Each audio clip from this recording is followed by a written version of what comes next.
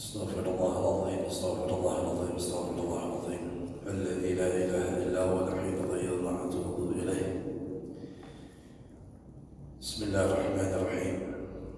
الفاتحة بالقبول وتمام بالرسول اللهم وصلاح شين ظاهرا وباطنا في الدين والدنيا والآخرة دافع كل الشر جالبة كل خير لنا ولوالدينا ولأولادنا ولمشايخنا ولمعلمينا ولأستاذنا ولجميع المسلمين والمسلمات والمؤمنين والمؤمنات خصوصا إلى المصنف الحبيب عبد الله بن عمرو بن محمد الحمد لله محمد بن زيد الحبشي وصاحب هذه البلد الحبيب الشريف حبيب بن أحمد السقاف والعلامة الحبيب محسن بن علي الحمد والجدي الحبيب حميد بن محمد بن عبد والحبيب حميد بن سيد بن عبد والحبيب حميد بن عباس بن هاشم والعلامة الحبيب عمر بن محمد بن سلم بن حفيظ بن شيخ بن بن سلم بن شيخ رب الرحمن بن حياة بن موسى بن علي الحدوان وأصولهم وفروعهم أهلنا وأصلافنا ورجالنا وشيوخنا وآباؤنا الصالحون أن الله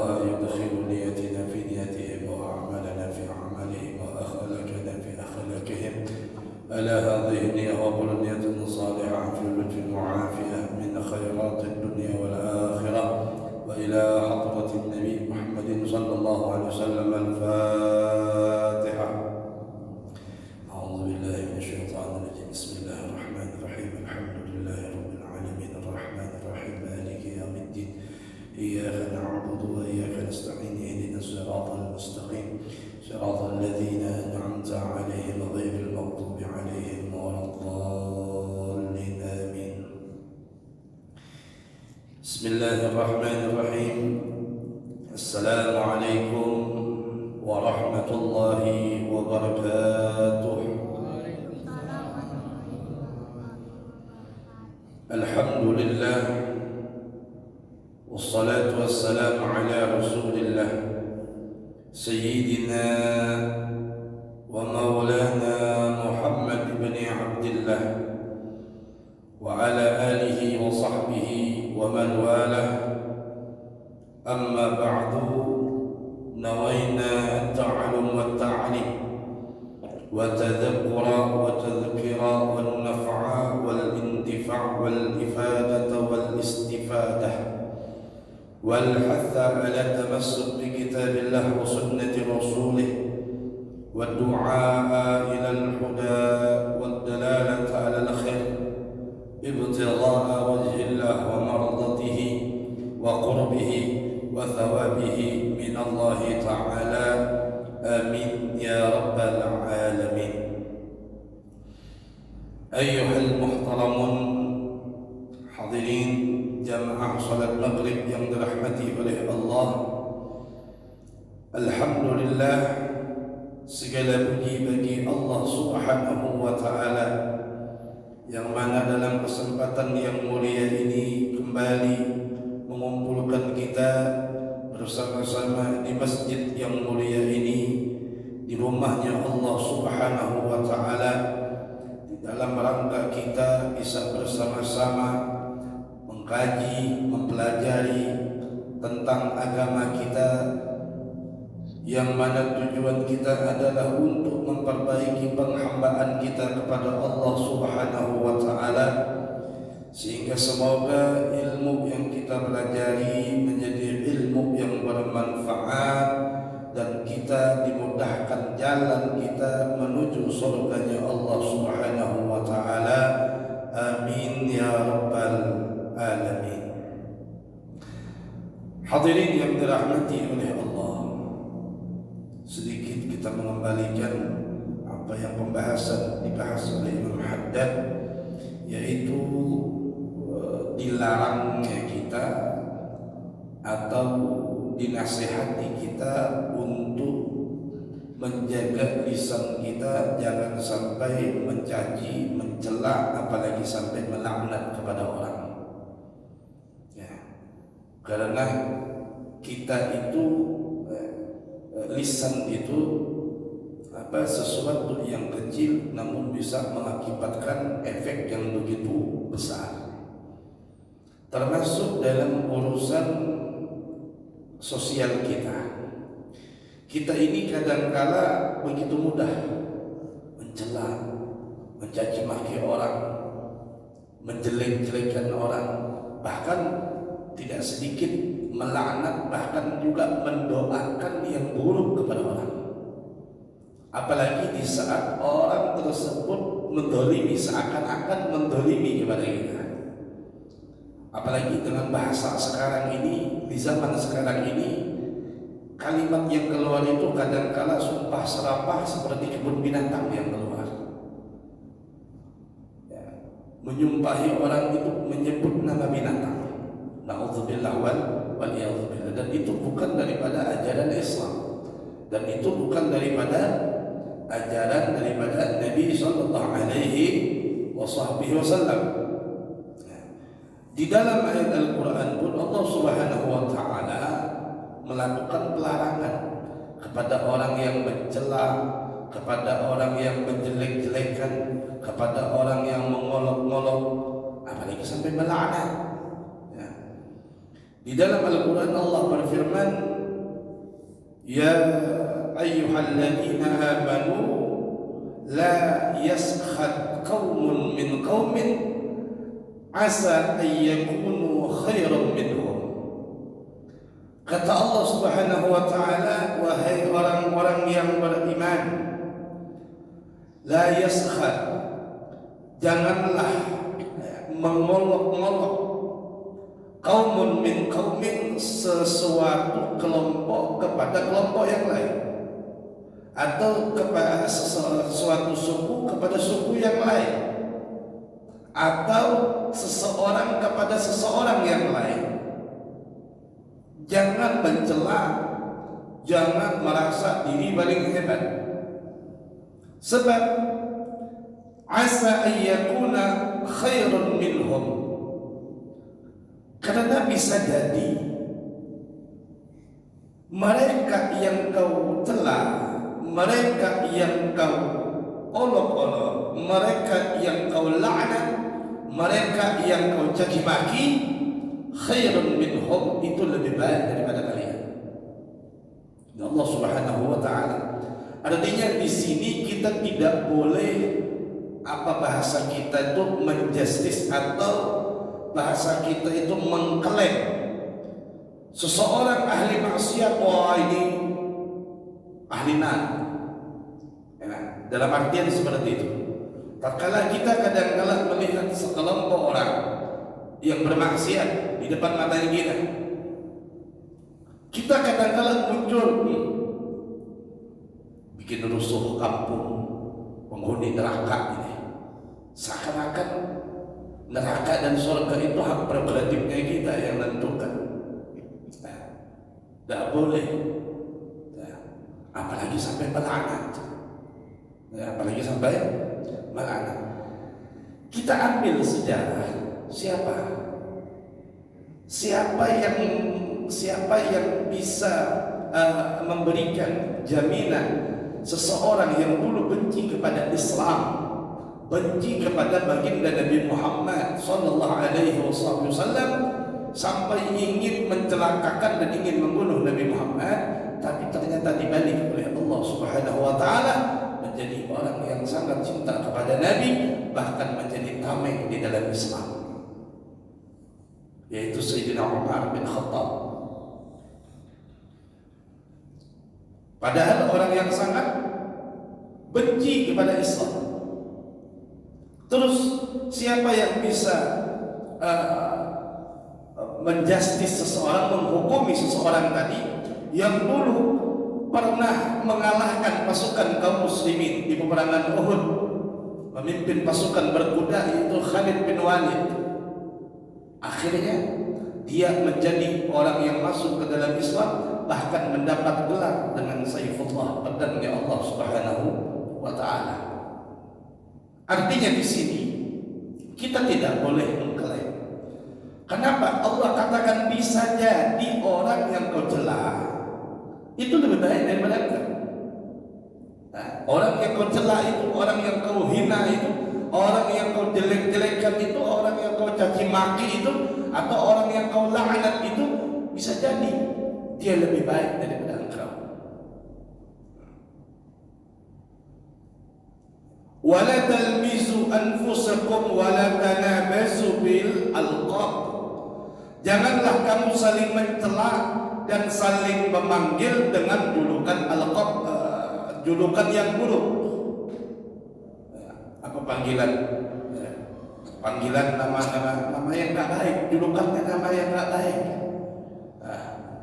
Mentang-mentang mohon maaf, kita kan kadang-kadang nama-nama itu kan kadang-kadang sama, sehingga pakai gelar, pakai laqab, supaya ada perbedaan. Contoh, nama Udin banyak, akhirnya gelar Udin itu dinisbatkan supaya memudahkan, tapi laqabnya enggak baik. Janganlah.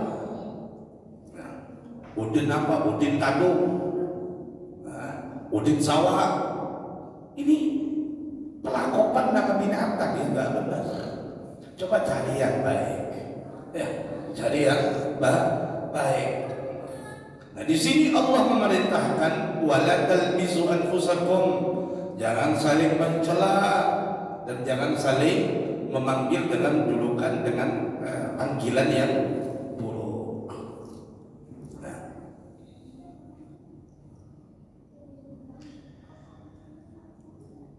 di dalam hadis Nabi Muhammad sallallahu alaihi wasallam, man ada musliman faqad adani wa man adani faqad adallah. Siapa orang yang mengganggu atau menyakiti seseorang muslim, mengganggu ini bisa dengan cacian tadi, mengganggu, celaan, mengolok-olok, menjelek-jelekan. Siapa yang mengganggu daripada seorang muslim, faqad adani, kata Nabi Muhammad, maka sama seperti orang tersebut, sungguh orang tersebut telah mengganggu aku, kata Nabi. Dan siapa yang mengganggu aku berarti telah mengganggu Allah Subhanahu wa ta'ala. Maka oleh sebab itu, usahakan jaga lisan kita jangan sampai mengganggu kepada orang. Kalau tidak mampu lisan ini memberi manfaat, atau dirimu tidak mampu memberi manfaat kepada orang, lebih baik diam. Itu lebih selamat.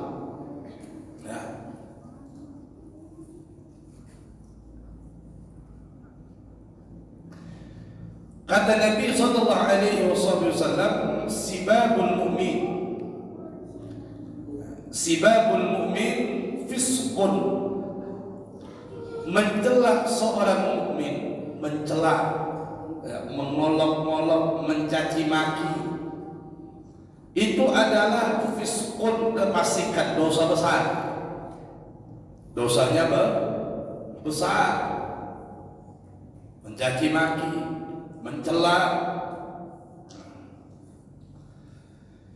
Wa qitaluhu kufrun, dan membunuh seorang mukmin tanpa ada hak, sesuatu yang dibenarkan di dalam Islam, maka itu adalah kekafiran. Maka oleh sebab itu, jauhkanlah diri kita daripada perbuatan melaknat seseorang muslim. Termasuk kadang-kala anak buah kita di pekerjaan atau sebagainya. Bahkan dikatakan oleh Imam Haddad terhadap seekor hewan pun jangan sampai engkau melaknatnya, apalagi sampai melaknat seorang manusia.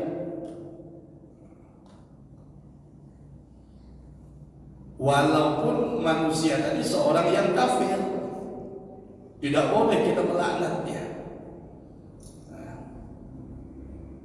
Tidak boleh kita melaknatnya. Kenapa? Dari mana kita tahu mereka yang dulu kafir ternyata malah menjadi orang yang luar biasa di dalam sejarah Islam?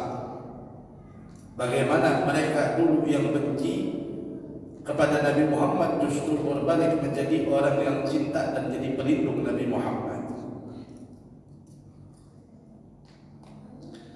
Kecuali kita boleh melaknat itu ada pengecualian apabila kita yakin bahwa ia mati dalam keadaan kafir nanti, atau orangnya sudah mati dan mati dalam keadaan kafir, seperti siapa? Fir'aun, seperti siapa lagi? Abu Jahal. Abu Jahal itu dahsyat. Abu Jahal itu musuh dengan Nabi. Jadi di saat perang Badar, di saat peperangan Badar, selesai dari peperangan Badar, baginda Rasul itu memerintahkan kepada sahabat namanya Abdullah bin Mas'ud. Untuk apa? Untuk mempercepat kematian orang-orang yang sekarat, khususnya dari kalangan orang-orang musyrikin.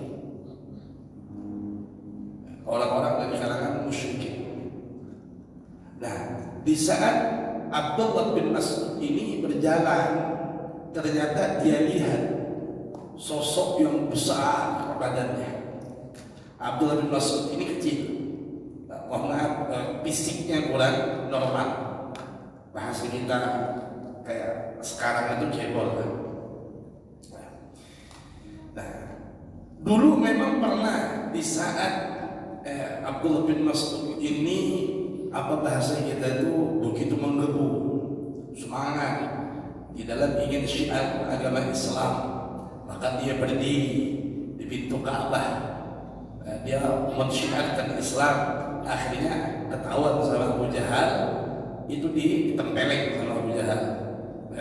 Ini tempelengan orang gana lawan orang halus beda. Nah, di saat kejadian selesai perang Badar tadi, itu Abdullah bin Mas'ud bertanya kepada Abu Jahal. Kata Abdullah bin Mas'ud, Abu Jahal, sekarang aku bisa membalas apa yang telah dulu kau perlakukan kepadaku. Kau ingat di saat aku berdiri di depan pintu Ka'bah, engkau ketika menempelengku, aku ingat. Sekarang aku bisa membalas itu semua. Sekarang sebelum aku melaksanakan tugas dari Nabi Muhammad untuk membunuh engkau, apa yang kau inginkan? Katakan kepadaku. Dalam riwayat tersebut, bahkan dalam riwayat tersebut, Abdullah bin Mas'ud itu duduk di dadanya Abu Jahal. Duduk di dadanya Abu Jahal. Abu Jahalnya lagi sudah tidak berdaya. Ya, saking bukan karena berat, Abdullah bin Mas'ud nggak bisa nampungkan. Abdullah bin Mas'ud kecil orangnya, karena kondisi fisiknya tadi. Abu Jahal ini badannya besar, tinggi orangnya. Apa kata yang diucapkan Abu Jahal? Bilang sama Muhammad, kita musuh di dunia dan musuh di akhirat. Itu yang keluar dari lisannya Abu Jahal. Jauh-jauh sudah ada sekaratul maut ini, tobat gitu loh. Biar tobat atau sampaikan lawan Muhammad atau Rasulullah, aku hendak bertobat, udah. Malah dia mengatakan, bilang sama Muhammad, kita musuh di dunia dan musuh di akhirat. Itu yang keluar dari mulutnya Abu Jahal di saat sudah nyawa sudah dekat kepada ajalnya. Nah, sebenarnya mereka pantas untuk dilaknat, ya. Sebenarnya mereka itu pantas untuk dilaknat. Kenapa? Kita sudah yakin dia mati dalam keadaan kafir, terjauh daripada rahmat Allah Subhanahu wa Ta'ala.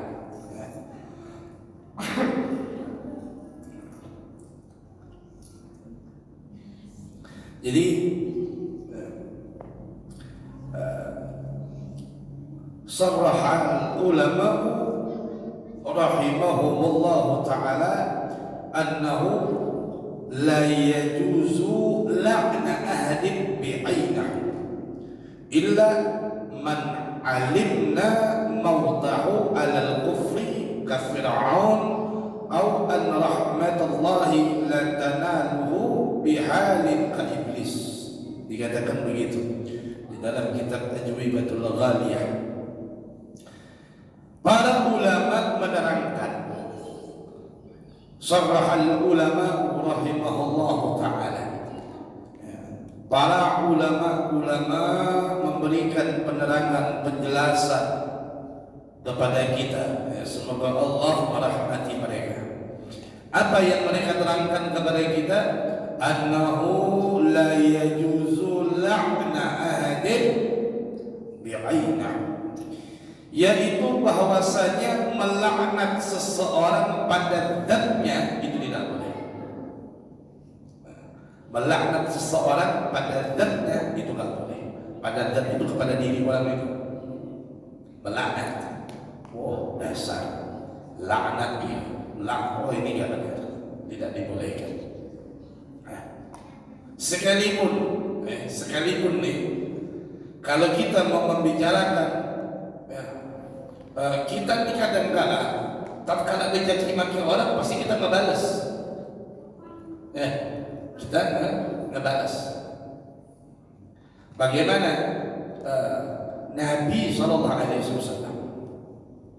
di saat di Taif itu dikatain macam-macam sama orang Taif, dikatain tukang sihir, dikatain penipu, dikatakan pendusta. Sedikit pun Nabi tidak membalas cacian mereka dengan laknat. Justru malah Nabi mengangkat kedua tangannya dan mengucapkan doa, Allahumma hdi bi qaumi wa hum la ya'lamun. Ya Allah, berikanlah hidayah kepada kaumku disebabkan ketidaktahuan mereka. Kemudian juga Sayyidina Ali bin Abi Thalib di saat berada di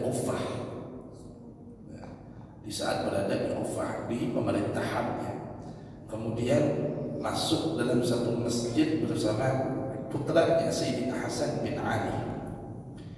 Di saat beliau masuk ke dalam masjid, khatibnya lagi mencaci maki Sayyidina Ali bin Abi Thalib. Sayyidina Ali dicaci maki di atas mimbar, bukan di satu orang dua orang, di atas mimbar dicaci maki. Sayyidina Hasan enggak kuat karena yang dicaci maki ayahnya. Sedangkan Sayyidina Ali sedikit pun tidak berubah, sedikit pun tidak ada keinginan untuk membela atau apalagi sampai ingin membalas terhadap cacian itu. Maka Sayyidina Hasan bin Ali berkata kepadanya, wahai ayah, apakah kau tidak mendengar apa yang dikatakan khatib ini terhadap apa yang dia ucapkan terhadap dirimu? Apa kata Sayyidina Ali? Iya, aku dengar. Dan Sayyidina Hasan mengatakan, apa kau tidak ingin mempunyai pembelaan atau untuk membalas cacian orang ini? Kata Sayyidina Ali bin Abi Thalib, wahai Hasan, sejak kapan kakekmu Rasulullah mengajarkan membalas cacian dengan cacian? Sejak kapan Rasulullah memberikan ajaran yaitu sebuah cacian dengan cacian? Biarkan saja.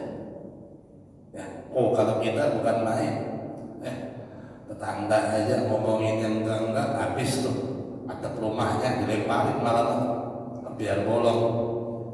Kita tuh. Nah, Islam agama kita ini mengajarkan bukan seperti membalas cacian dengan cacian, tetapi bagaimana bisa membalas cacian, membalas celaan itu dengan sebuah kebaikan, sebagaimana yang dilakukan oleh Nabi kita. Cacian, intimidasi, kezaliman dibalas dengan kebaikan. Tapi ini berat. Tapi hal itu diajarkan oleh Nabi kita Muhammad sallallahu alaihi wasallam. Nah, atau seperti orang yang putus asa atau orang yang terputus daripada rahmatnya Allah Subhanahu wa taala. Ya, engkau mengetahui aw anna rahmatallahi la tanaluhu bihali kan iblis, atau engkau mengetahui bahwasanya rahmat Allah telah terputus daripada seseorang itu seperti iblis. Iblis itu kan diputus sudah rahmat daripada Allah Subhanahu wa taala, dan ia sendiri pun dilaknat oleh Allah Subhanahu wa taala. Maka kalau kau mengetahui orang itu terputus dari rahmat Allah, silahkan kalau kau ingin melaknatnya. Sedangkan kita tidak tahu rahmat Allah kecuali kepada iblis. Artinya di sini, oleh sebab itu kita tidak bisa menghakimi atau menjustis seseorang. Oh, ini terputus dari rahmat Allah, kita tidak tahu. Kita tidak tahu. Buktinya orang yang begitu berat memusuhi ke dalam Islam saja bisa hidayah. Rahmat Allah turun kepadanya. Ya. Orang yang begitu melakukan kezaliman kepada Nabi Muhammad seperti kaum Taif malah dapat hidayah daripada Allah Subhanahu wa taala. Maka dari itu ketahuilah bahwasanya laknat itu, ya, kenapa kita dilarang melaknat, menyumpah, mencela? Sebab laknat itu apabila telah keluar dari lisan seseorang, keluar dari mulut seseorang, cacian itu keluar, kejelekan itu, omongan kejelekan itu keluar dari lisan seseorang, maka omongan itu akan naik ke atas langit, akan naik ke atas langit, kemudian pintu langit ditutup karena sesuatu yang tidak baik. Karena tidak naik sehingga omongan tadi turun lagi ke bumi. Ya. Dia turun lagi ke bumi, maka selanjutnya ia menuju kepada orang yang ia katakan atau orang yang ia laknat tadi. Misal si A ini tadi melaknat kepada si B. Wah, si B begini dicela dan lain sebagainya, diolok-olok, dikatain yang macam-macam.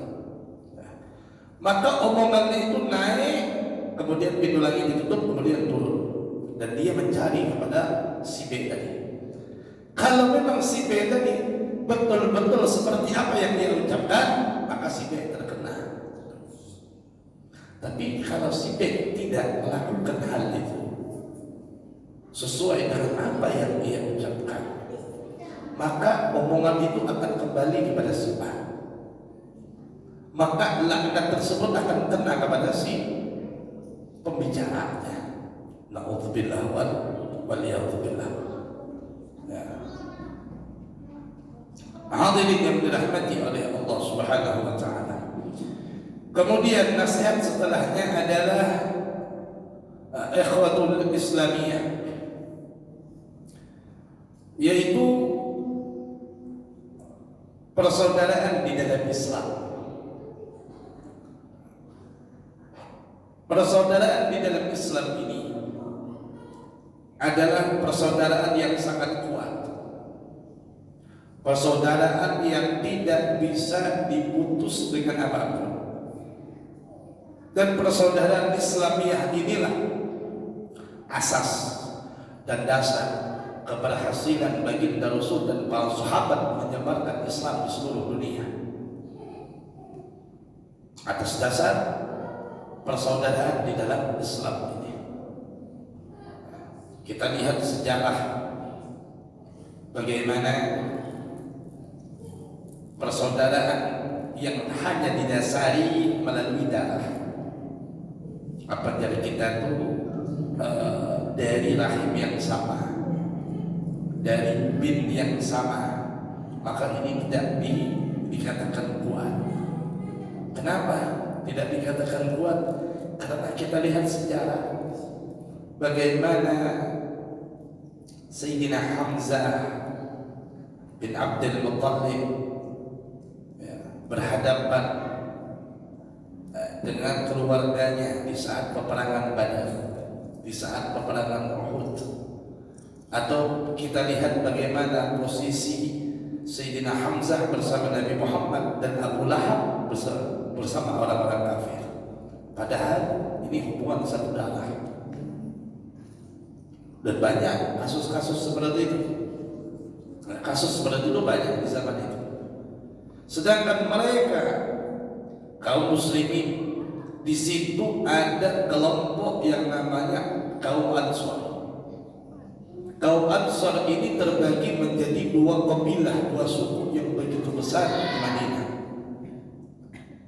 Yang pertama adalah suku Aus dan yang kedua adalah suku Khazraj.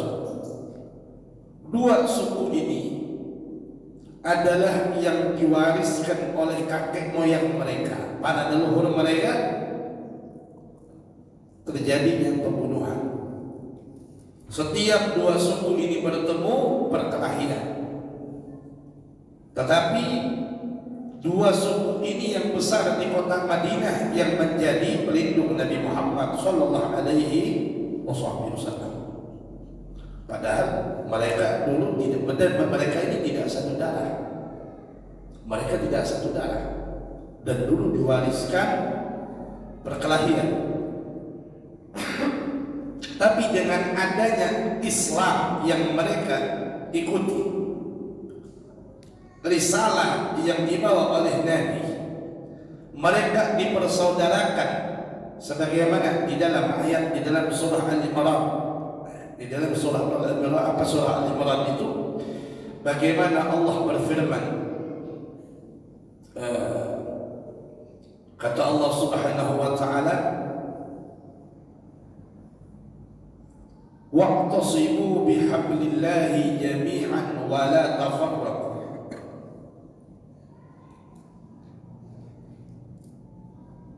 Kata Allah Subhanahu wa taala, berpegang teguhlah kalian kepada tali Allah.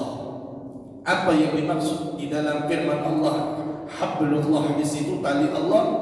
Kata ulama tafsir mengatakan adalah agama Allah, adalah syariat Allah, adalah hukum Allah. Berpegang teguhlah kalian dengan agama Allah, dengan hukum Allah, dengan syariat yang dibawa oleh Nabi Muhammad sallallahu alaihi wasallam. Wa la tafarraqu, dan jangan kalian bercerai-berai. Nah, di sini menjadi dalil kalau kita mohon maaf, kita ini berbeda suku. Kita ini berbeda suku. Indonesia ini kan sukunya banyak. Perbedaan suku di antara kita kadang-kala di situ juga membuat perbedaan di dalam dasar-dasar kegiatan-kegiatan cabang-cabang yang ada di dalam syariat Islam. Contoh, ada sebagian orang sholat Jumatnya. Sholat Jumat itu ada yang wiridnya pakai membaca Al-Fatihah 7 kali, Al-Ikhlas 7 kali, ya ada. Ada di satu daerah juga yang mereka biasanya habis salam wiridnya Allahumma antas salam wa minkas salam, baca subhanallah. Apakah salah? Enggak. Ini perbedaan kembali kepada hablullah, syariat. Kalau hal itu ada anjuran, silahkan. Jangan kita wala tafarraqu, dan jangan kalian bercerai-berai, kata Allah. Artinya di situ disimpulkan kita sebagai manusia ini identik. Kadangkala ego yang lebih diutamakan ketimbang hukum Allah. Kita kadangkala merasa ego kita nih. Di saat orang, wah ini beda caranya dengan saya nih, kadangkala langsung nyalahin punya orang. Oh ini nggak benar, salah nih. Padahal kita tidak boleh selagi ada dasarnya. Kenapa? Hablullah, berpegang bukan melalui akal pikiran kita, bukan melalui keinginan kita. Orang harus ikut kita semuanya, nggak bisa. Apalagi berbeda suku. Tentu jangankan berbeda suku ya, satu suku saja kadang-kadang berbeda. Ya, satu suku saja kadang-kadang ada perbedaan. Apalagi apalagi berbeda suku. Nah, bagaimana kalau kita mengkaji sejarah Khuzraj dan Aus ini tadi? Yang mereka itu dua suku yang diwarisi oleh para leluhurnya pertikaian, perkelahian, pembunuhan. Tiba-tiba di saat sahabat yang bernama Sayyidina Mus'ab bin Umair diutus oleh Rasulullah untuk dakwah ke kota Yathrib pada saat itu, bukan Madinah namanya. Maka door-to-door dari rumah ke rumah Sayyidina Mus'ab bin Umair dakwah untuk Islam. Sampailah Madinah itu mayoritas penduduknya Islam. Dan dari dua suku yang bermusuhan ini yang masuk. Maka Allah lanjutkan ayat setelah itu. Kata Allah Subhanahu wa taala, dan ingatlah, wadhkuru ni'matallahi in kuntum a'da'an fa'alafa baina qulubikum fa asbahtum bi ni'matihi ikhwana. Dan ingatlah nikmat Allah. Di dalam ayat tersebut selanjutnya, dan ingatlah ayat apa? Dan ingatlah nikmat Allah. Kata Allah katakan. Ayat ini turun kepada dua suku ini, suku Aus dan suku Khuzraj. Yang mana dulu wahai kalian Khuzraj dan Aus adalah dua orang yang saling bermusuhan. Fa'alafa baina qulubikum. Kemudian Allah berikan kelembutan pada hati kalian. Allah lembutkan hati kalian. Allah lembekkan hati kalian. Yang dulu kalian hatinya keras. Pokoknya nggak ada urusan. Bila bertamu bertipas, bila bertamu pembunuhan. Tapi hati yang keras tadi dilembutkan oleh Allah Subhanahu wa taala. Yang mereka awalnya bertemu saling tatapannya itu bukan tatapan senyumnya, tatapan amarah, dan mereka yang berbicara bukan lisan yang berkata. Tapi di saat Allah berikan nikmat, apa nikmatnya besar? Yaitu Islam tadi. Islam tadi yang dibawa oleh Nabi, kemudian diutus oleh Nabi seorang sahabat Mus'ab bin Umair, dakwah kepada mereka sehingga mereka masuk ke dalam Islam tadi. Maka semua kebencian, semua pertikaian, semua permusuhan, semuanya sirna, semuanya hilang. Yang ada persaudaraan di antara mereka. Bayangkan, itu di zaman dulu tuh. Di zaman sekarang kebalik. Di zaman sekarang pokoknya kalau beda guru saja musuh. Ini aneh di zaman sekarang. Umat Islam satu pemahaman, satu akidah, hanya beda guru saja, musuh-musuhan. Ini aneh. Kenapa tidak berkaca kepada menjadi mengambil contoh kepada sahabat-sahabat Nabi Muhammad sallallahu alaihi wasallam? Karena ikhwah Islamiyah ini begitu sangat menjadi fondasi di dalam agama kita, di dalam Islam. Ya. Coba lihat kalau kita mau bicara sekarang, Israel itu kok berani menyerang kepada Palestina? Kenapa? Orang Islamnya pada diam. Coba orang Islamnya bersatu. Yang aneh lagi di zaman sekarang ini, daripada mikirin Muslim di Palestina, baik mikirin perut sendiri, ini orang sudah hilang imannya. Kenapa? Kita sesama Muslim itu bersaudara. Ibarat kata seperti badan tubuh, kata Nabi. Kaki yang terluka, mata ikut nangis, mulut ikut teriak, aduh atau sakit. Padahal yang luka kaki. Seperti itu. Nah, kalau lebih parah lagi, Iran ikut ngebela, ada yang nyinyir. Nah, kenapa? Persaudaraan Islam sudah diombang-ambing. Memang akhir zaman Dikatakan oleh Nabi Muhammad SAW memang akhir zaman itu mereka sudah hilang rasa kasih sayang, persaudaraan sama umat Islam. Coba lihat dulu. Nah, yang lebih yang lebih bisa kita ambil contoh di dalam tragedi Perang Badar. Kejadian Perang Badar yang kita tahu sebanyak 313 atau 316, ada yang mengatakan 317, khilaf berbagai macam. Tapi muktamadnya 313. Itu 313 ada suku Aus dan suku Khazraj tadi, atau yang kita kenal dengan kaum Ansor. Yang mereka ini tidak ada sangkut pautnya dengan kejadian di saat peperangan Badar itu. Kenapa? Tujuan daripada kaum Muhajirin untuk mencegah daripada kabilah perdagangan harta dagangan yang dibawa oleh Abi Sufyan. Kaum Muhajirin yang berhijrah ke Madinah ingin mengambil harta mereka kembali dengan mencegat kafilah harta dagangan yang dibawa oleh Abi Sufyan tadi. Nah, hal itu sebenarnya nggak ada sangkut paut, tapi mereka di saat terjadi peperangan Badar, sebelum terjadi itu pun Nabi mengatakan, bagaimana kalau kalian mau pulang. Kenapa tidak ada sangkut? Apa kata mereka? Apa yang kalian lakukan kami akan ikut berperang ya Rasulullah. Padahal nggak ada sangkut pautnya. Inilah persaudaraan yang hebat, yang tidak terpisahkan.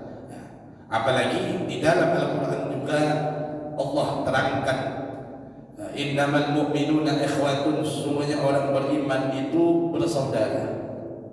Fa aslihu, maka perbaiki, baina akhawaikum, maka perbaiki. Apa yang diperbaiki? Jikalau ada keretakan hubungan di antara saudara-saudara kalian, ada sesuatu yang sudah berbau kurang nyaman, lah diperbaiki, bukan didiemin. Diperbaiki dengan apa? Dengan perbaikan-perbaikan.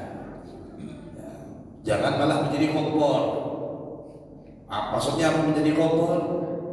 Sudah ada keretakan ditambahin lagi, dengan bahasa-bahasa yang